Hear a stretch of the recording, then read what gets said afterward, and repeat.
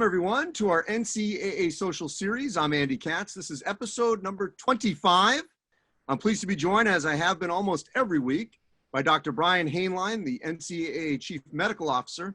And for this week's edition, I'm joined by Dr. Baggish, a cardiologist at Mass General in Boston, also an advisor to a number of teams and universities in the Boston area, including Harvard, as you see there on your screen, the Boston Marathon, the Patriots. So we're going to get to discussing myocarditis and as it relates to COVID-19 here just in a moment. But first, Dr. Hainline, I just want you to address an extension and expansion to the original NCAA coronavirus advisory panel that was announced earlier this week. What does that mean? Yeah, thanks for that, Andy. So we originally had this advisory panel. It was primarily external individuals. Only one person was from the membership, and they were really groups of experts in infectious disease, public health, and spectator issues when it comes to security. But what had happened organically as the process went on is we ended up working very extensively with another working group from the American Medical Society for Sports Medicine.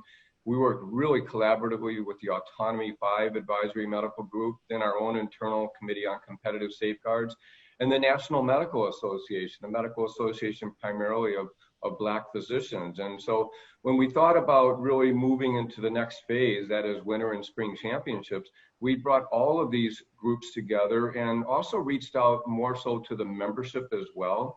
So I think this is a much more balanced membership-based group that continues to have leading experts in all of these important areas. And what we're going to be focusing on is continuing to provide guidance to the membership. We'll continue to report out to the various governance body of the NCAA, and it's really just an exciting new chapter and really a formalization of what had kind of developed organically. All right, so I want to now shift to myocarditis because that has been certainly in the news lately as it relates to COVID-19. So let's first deal with the definition, Dr. Baggish. What is it? So first, let me just take a minute to thank you, Andy, Brian, and everyone at the NCAA for including me in this chat tonight. Looking forward to this discussion. There's obviously a lot to talk about. So myocarditis, when you think about the word and break it into its principal components, it tells you everything you need to know. Myo is muscle, card is heart, and itis is inflammation. So myocarditis is a syndrome in which the heart muscle gets inflamed with a number of things that come along with that. So one thing that Dr. Hainline and I talked about last week was that this has been around for a while, at least this, everyone has known about this for quite some time, not just related to this coronavirus. So if you can give me a little more history of that we were discussing, that it's just in the news now because obviously we're in the middle of a global pandemic, but what's the history of knowing about myocarditis? Yeah, you're spot on. Myocarditis is not new. This is something that heart doctors have dealt with and taken care of for decades. It's one of the causes of advanced, very sick heart failure that we see in hospitalized patients. But probably more relevant to our discussion today is the fact that it is on the list of things that can kill otherwise young, healthy people. Very important literature from the military, now dating back 15, 20 years, established myocarditis as one of the more common causes of sudden death among active servicemen. And we've seen the same thing play out in autopsy series of competitive athletes, whether they be collegiate athletes, high school athletes, or older folks. How curable is it? It is not something that we have a direct treatment for, but the good news with myocarditis is that in most cases, particularly in otherwise young, healthy people, the tincture of time and simply allowing the heart muscle to recover, which requires abstinence from high-level exercise, usually allows the condition to cure itself on its own. So Dr. Hainline, I want to bring you back to what we talked about last week on this topic. You've known about it. Obviously, those in the medical profession, certainly that focus on cardiology, are well-versed in this. I'm curious, just how surprised were you that it emerged so prevalent in the conversation as it relates to athletics over the last couple of weeks? Well, it was both a surprise and not a surprise. I mean, the surprise was when, it got really prominent news and we found out that individuals were dying of myocarditis. And I think it's just because of there's been such a focus and a spotlight on COVID-19 that these deaths, whether or not it represented an anomaly or that it actually is more prevalent in this particular coronavirus isn't clear. But the non-surprising part is that, yeah, I mean, as sports medicine physicians, we've known for a very long time that if you have a symptomatic viral syndrome, and so this is where COVID might be different because it may exist in asymptomatic, and we don't know for other viruses, but we always told athletes, if you're symptomatic with a viral syndrome, you should be shut down. You're not working out, you're not competing. So that's the non-surprising part of it. But I think another important element to bring in is the difference between cardiology and sports cardiology. It's sort of the difference between neurology, I'm a neurologist, and sports neurology. Both of them are relatively new established fields. I think the American College of Cardiology started a sports cardiology section about 10 years ago. That was the same time the American Academy of Neurology did that for concussion. And so this is also really a very specialized discussion about what's different when something impacts athletes versus those who are in the general population. And that's something Dr. Baggish knows a lot more about than I do, but it's another very interesting twist to this conversation. You know, Dr. Baggish, testing is obviously the word of the day with this virus, but I want to go back, really, you could go back years to decades on EKG and cardiac testing. And obviously some universities have more access to this than others. You know, in the post-Hank Gathers era, there seemed to be more of an emphasis on, you know, checking to make sure before either you do compete, if you suddenly are ill, as Dr. Hainline was talking about, making sure that your heart is healthy, that you don't have an underlying heart condition. How much have you seen, since you work in the athletic space, both collegiate and professionally, and even with the Boston Marathon, you know, people, you know, like me that have run it, I mean, just, you know, regular people, where that goes unchecked. Their heart health sometimes is not part of their yearly or every couple of year routine in terms of where your heart health is, so that you don't and are not subject to something like this.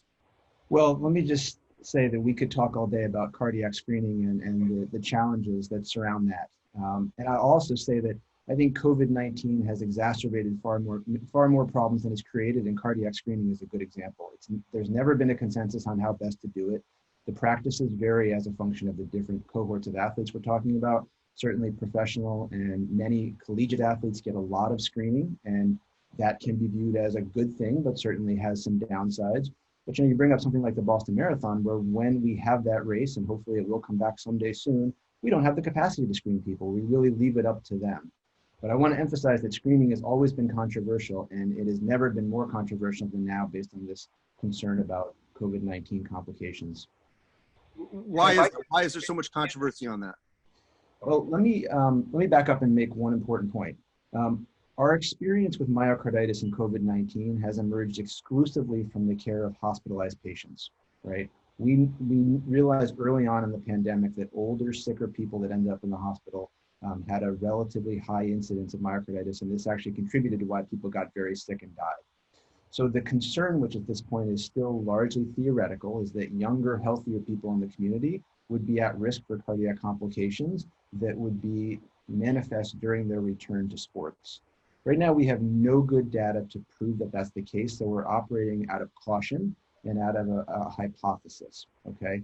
So what that means is that we don't really understand the prevalence of disease, and without an understanding of prevalence, the use of screening techniques is a very, very dirty thing. And I mean that because all screening techniques, their accuracy depends upon pretest probability and prevalence, which sound like complicated words, but they're not really that challenging for the listener to digest. Dr. Hainline, I think you want to jump in. Go ahead. Yeah, just to further the discussion. So, you know, Aaron talks about how we could spend all day talking about screening and so forth. Well, in fact, Aaron and myself and a number of sports cardiology specialists and sports management specialists, we spent 2 days talking about this several years ago, and it was even difficult to come to a consensus about electrocardiogram screening because, you know, the EKG of an athlete, an elite athlete, may be different than a common person, and you have to know how to interpret that. And one of the things now, and I'd love to hear Aaron's thought about this, is that some people are saying, well, right away, let's move to something called a cardiac MRI. And so why would we move to a cardiac MRI and not just think about, okay, what do we really know about this condition and how do we first approach it clinically? And so here's a potential danger of a cardiac MRI. So we know that lumbar spine MRIs are done all the time. I'm certain if we did a spinal MRI in every single collegiate athlete, that 40% of them would be abnormal and considerably abnormal. Enough for some people to say this person should have surgery. And so again, it's the point that Aaron is making about screening. It can't be overemphasized. We really have to be painstakingly thorough about how we're going to go about any screening program. Yeah, I mean, we learned a very important lesson 10, 15 years ago when we started studying the use of ECG in the screening context. And that was that until we really knew what was normal for the athlete, that this technique caused more harm than it did good. And the value of that lesson was that many of us spent a lot of time and energy studying athletes and defining what constitutes the normal athlete ECG. And with that in hand, the ECG performs quite well in contemporary screening settings. That type of normative data, and what I mean by that is what really constitutes normal for a cohort of healthy athletes for the cardiac MRI simply does not exist. And if we start doing MRIs on a widespread basis and looking for anything that might deviate from the population reference standards, which would really derive from non-athletic people, we're going to find ourselves in the same situation we did with athletes where things are misinterpreted as being clinically relevant. And that's going to end up doing more harm than good. So Dr. Baggish, I just want to put some practical aspect to this. Athletes that have tested positive before they return to play, regardless of the level that you are in Division I, and we'll see if this happens when Division II and III resume at some point, how much should those athletes that have had COVID-19, have recovered, be checked with an EKG or any other heart, checkup, if you will, before they're allowed back on the field of play? Yeah, it's a great question. Let me preface my answer by saying this is a rapidly evolving field, and as we get more data, I suspect we'll have a more nuanced answer. But as it stands now, my answer is based on two things. One, my opinion, having thought through this in detail, and two, now a fair bit of experience in the trenches at both the professional and collegiate level, seeing what we're seeing. As you're probably well aware, a group of colleagues and I from the American College of Cardiology put out a document with an algorithm addressing this question, and we're about to change that slightly. But the bottom line is that athletes that have asymptomatic or mild disease, as defined by symptoms literally of the neck and above, so loss of taste, loss of smell, nasal congestion, cough, that are not sicker than that and recover fully, do not need more pre-participation screening than they would get in the normal pre-COVID environment. The high yield screening and the people that should have the echoes and the cardiac troponin blood test, and in some cases even MRIs, are the ones that had moderate or more severe COVID infection. These are people that were bedridden with fever, myalgias, chest symptoms. Absolutely, if they were hospitalized, they need to be extensively evaluated. But the vast majority of athletes that we're seeing come back now either didn't know they had disease or were just sick with mild symptoms for a couple of days, and we're just not finding pathology that matters in those people. All right, that's the basic science of it. What about the cost aspect at the professional level? And I know you deal with pro athletes as well. I mean, what do you think the chances are that at the pro level, they would look to still, just for liability and all that, and just to be ultra safe, test any athlete that comes back in to play who previously had COVID? Well, I can only speak for the pro organizations that I've been working with, which include the NFL, NHL, and to some degree soccer. So as I'm a cardiologist for U.S. Soccer, there's been I think a relatively responsible and balanced approach whereby there hasn't been the push to do more screening than what we would do in a normal year in that group of athletes that were asymptomatic or mildly ill. Certainly the pros have the money to do more, but I think the understanding is that for reasons we talked about earlier, doing more advanced testing without really knowing what you're going to do with the information, because you simply don't know what normal is going to end up causing more harm than good. So Dr. Hainline, I want you to comment on this first, and then Dr. Baggish, if you could, on the back end. There's been a lot of discussion on this topic and what percentage of athletes have it, don't have it. Some have had to walk back from their comments.